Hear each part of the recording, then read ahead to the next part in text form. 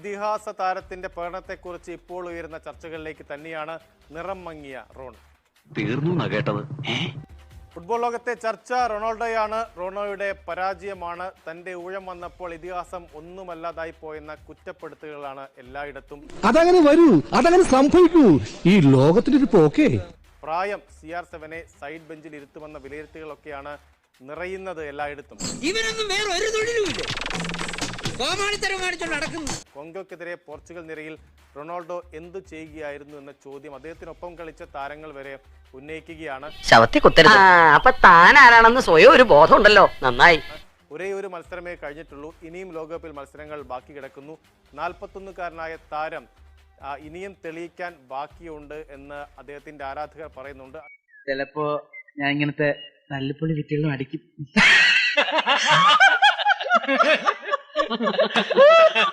അടുത്ത മത്സരങ്ങളിൽ കൊളംബിയയും ഉസ്ബെക്കിസ്ഥാനും വരുന്നു.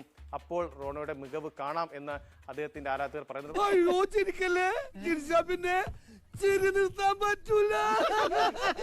കോങ്കോക്കെതിരായ ആദ്യ മത്സരത്തിൽ റോണോ അദ്ദേഹത്തിന്റെ മുൻകാല പഠനങ്ങളുടെ നിഴൽ മാത്രമായി ഒതുങ്ങിപ്പോവുകയാണ് ചെയ്തത്. എനിക്ക് നമ്മുടെ പഴയ കുട്ടിക്കാലം ഓർമ്മ വന്നടാ. എവിടെയാണ് റോണോയ്ക്ക് പിഴച്ചത്? താൻ ഗോളടിക്കുക എന്നതിനൊപ്പം ടീമും ഗോളടിക്കണം എന്ന് റൊണാൾഡോ ചിന്തിക്കണം എന്നാണ് തിയറി ഒൻറി മുൻ ഫ്രഞ്ച് താരം വിമർശിച്ചത്. ഒരു കാട്ടിൽ തന്നെ രണ്ട് സിംഹം വേണോ? ബ്രൂണോ ഫെർണാണ്ടസിന്റെ ഒരു ഗോൾ അവസരം അത് റോണോ ഇടയ്ക്ക് കയറി കളഞ്ഞു കുളിച്ച് ചൂണ്ടിക്കാട്ടിയായിരുന്നു ഒൻറിയുടെ കുറ്റപ്പെടുത്തൽ വന്നത്. മനുഷ്യനാവണം ആദ്യം, എന്നിട്ടുണ്ടാക്ക് നിലയും വിലയും.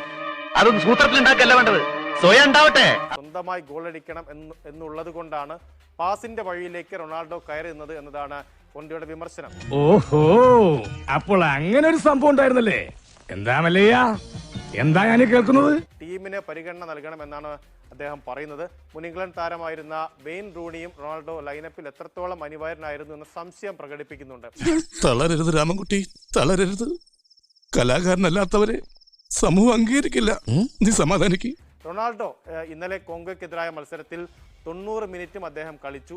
ആകെ 25 ടച്ച് മാത്രമാണ് അദ്ദേഹത്തിന് ഉള്ളത്. അത് കുറച്ച് കൂടുതലല്ലേ സാർ? പോർച്ചുഗൽ നിരയിൽ കളിച്ച താരങ്ങളിൽ ഏറ്റവും കുറവ് ടച്ച് ഉള്ളത് റൊണാൾഡോയ്ക്കാണ്. ഗോൾ വരൾച്ച അദ്ദേഹത്തിൻ്റെത് തുടരുക തന്നെയാണ്. കഴിഞ്ഞ 10 മത്സരങ്ങളിൽ, അന്താരാഷ്ട്ര മത്സരങ്ങളിൽ, ലോകകപ്പിലും യൂറോ കപ്പിലും അദ്ദേഹം ഗോൾ നേടിയിട്ടില്ല എന്നുണ്ട്. മക്കളെ, നിന്റെ ഒരു ഫോട്ടോ എനിക്ക് കിട്ടൂടാ, ഫ്രെയിം ചെയ്ത് വീട്ടിൽ കെട്ടിത്തൂക്കാനാ. റോണോ കളിക്കുമ്പോൾ പോർച്ചുഗൽ ടീമിന്റെ ഗോൾ ശരാശരി അത് 1.9 എന്നാൽ റൊണാൾഡോ ഇല്ലാത്ത സമയത്ത് അത് 2.8 എത്തുന്നു. വ്യക്തിപരമായ ആക്ഷേപം പാടില്ല. വ്യക്തിപരമായ ആക്ഷേപം പാടില്ലെങ്കിൽ നിന്റെ കുടുംബത്തെ ആക്ഷേപിക്കടാ. അർമേനിയക്കെതിരെ 9-1 പോർച്ചുഗൽ ജയിച്ചത് റൊണാൾഡോ ഇല്ലാത്തപ്പോഴാണ്. അപ്പോൾ റൊണാൾഡോ ടീമിന് ഒരു ബാധ്യതയാണോ എന്ന ചർച്ചകൾ പലയിടത്തും വരികയാണ്. സാറിന് ടോയ്ലറ്റ് പോകുന്നുണ്ടോ? ഫേസ് വല്ലാണ്ടിരിക്കുന്നു. മെസ്സിയെ പോലെ പ്രായമേറുമ്പോഴുള്ള വേഗക്കുറവിനെയൊക്കെ പ്രത്യേക ടെക്നിക്കുകളിലൂടെ മറികടക്കാൻ റോണോയ്ക്ക് കഴിയുന്നില്ലേ? സ്വിച്ച് ഇട്ടാൽ ലൈറ്റ് കത്തും, പക്ഷെ ലൈറ്റ് ഇട്ടാൽ സ്വിച്ച് കത്തില്ല.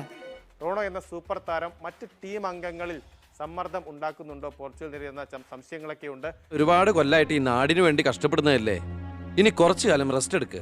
നമുക്ക് ആരോഗ്യമൊക്കെ നോക്കണ്ടേ? അതെ അതെ. ഇനി ഞാനിവിടെ നിന്ന് ഡയലോഗ് പറഞ്ഞാൽ കരഞ്ഞു പോകും. ഉസ്മാനെ, രക്ഷപ്പെട്ടോ.